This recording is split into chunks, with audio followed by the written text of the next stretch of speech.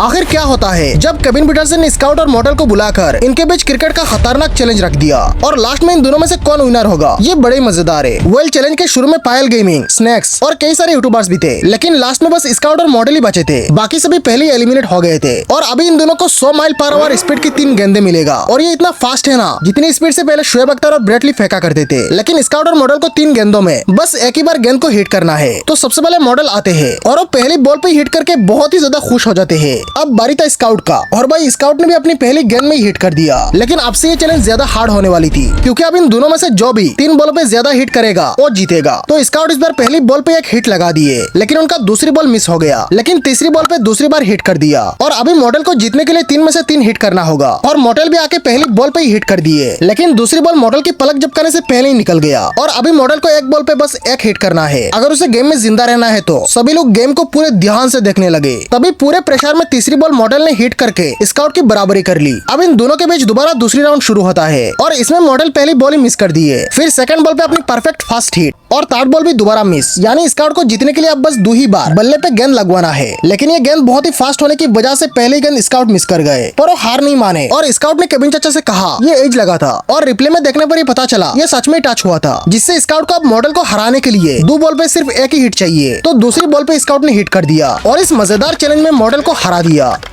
आप लोग बहुत आगे तक गए हैं, मैंने कभी नहीं सोचा था कि आप इसके आसपास भी पहुंचेंगे।